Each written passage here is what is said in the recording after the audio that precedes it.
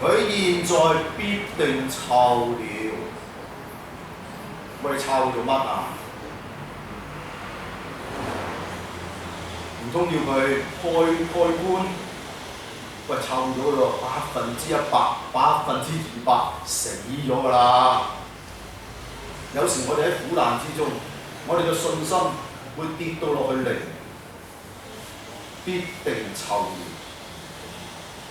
苦難嘅時候，我哋兩眼再睇唔到，好少，兩塊樹葉就冧晒，我哋再聽唔到，兩粒豆好似你聽國文一樣，塞咗隻耳，聽唔到，必定臭。再睇喎，未完喎，精彩嘅地方嚟，因為佢已經死咗4日。耶穌對他說：我不是對你說過，你若信就必看見上帝嘅榮耀嗎？於是留心呢句，他們把石頭挪開。我哋知道結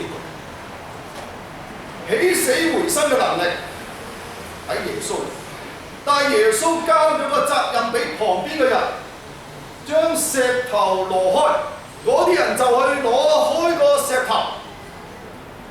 哇！呢個好大嘅能量喎，叫死而復活，攞石頭應該有咁神奇嘅。我改個劇情，耶穌應該只係個石頭，飛咁去咗，使咩你幫手啊？飛一聲個石頭拎開，係咪？起死回生都得啦，啊！竟然要隔周圍嘅人幫手喎，把石頭挪開，睇埋落去。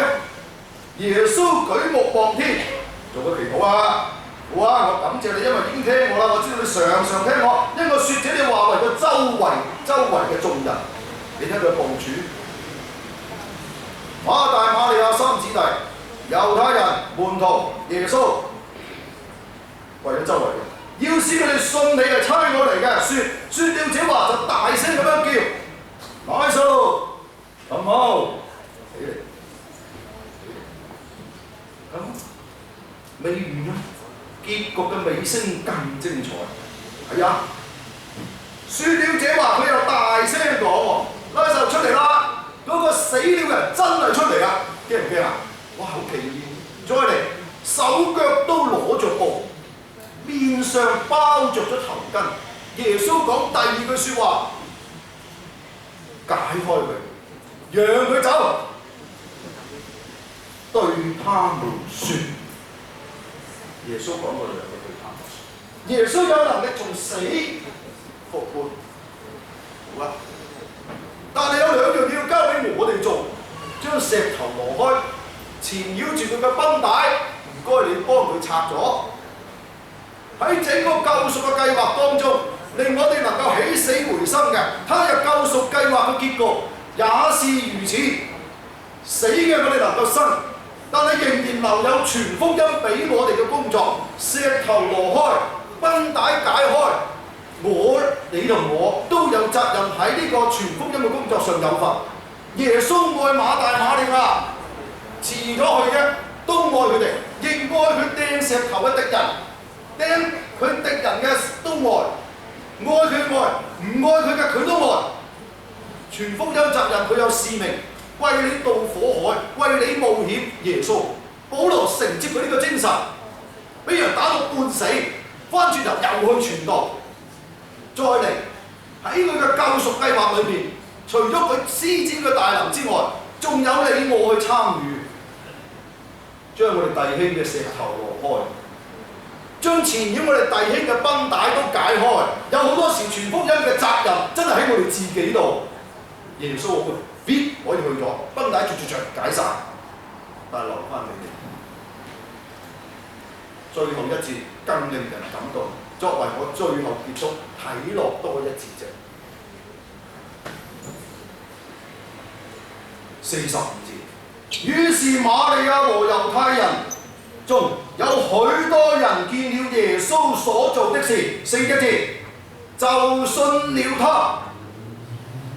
你可見耶穌幾大嘅部署？第一，3姊弟病痛，佢唔馬上去，走去猶大兜咗個圈，有人猶大再揦埋呢一班猶大釘石頭人，跟從去到馬大馬利亞度。正當呼召呢個拉撒路復活起嚟嘅時候，傳福音嘅工作你我都有份，救人嘅工作我哋都有份。及至到做完呢啲，你睇下猶太人都信了。願我哋他日喺救贖最後嘅工作當中，神已經有佢角色。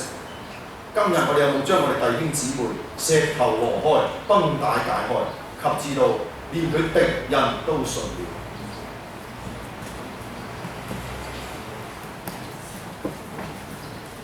係我哋嘅主，係復活嘅救主。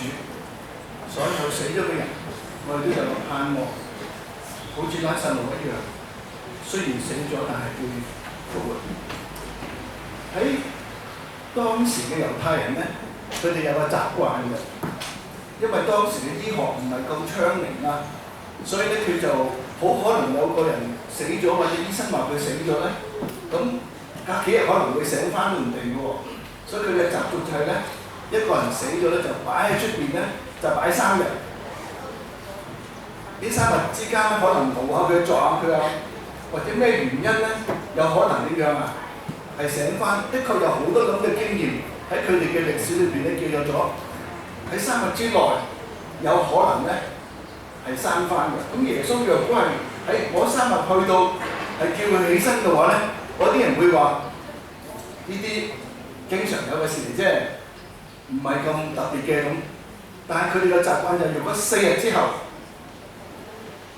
都冇再點樣做乜嘢都唔做醒翻嘅話咧，就證明呢個人真真正正咧係完全係死咗啦。咁耶穌係故意點樣啊？係等到4日之後再叫醒佢，係證明所有嘅人都相信耶穌真係一個復活嘅主，佢真係能夠叫死咗嘅人復活，唔係偶然嘅，唔係平時可能發生嘅事情。將來有一日，我哋每一位死咗，但係耶穌翻嚟嘅時候，唔理你瞓咗1000年、瞓咗2000年、瞓咗3000年都好，我哋都好似眨眼一樣，哇！突然之間瞓咗醒啦，唔知係瞓咗4個鐘頭啊，一日瞓咗5個鐘頭，但係咧耶穌翻嚟，乜嘢時候佢翻嚟？新嘅生命重新就開始。願望我哋都係等候耶穌基督翻嚟。我哋知道好快呢個痛苦苦難嘅世界會過去，一切嘅災難都會過去。但係我哋有個好清楚嘅應許，耶穌基督一定再翻嚟。佢愛我哋，雖然佢延遲咗佢翻嚟，都係因為愛我哋，叫我哋能夠得到呢個救恩。我哋多謝係你長老俾我哋今日嘅信息。我哋唱我哋嘅讚美詩第217首《永活嘅救主》。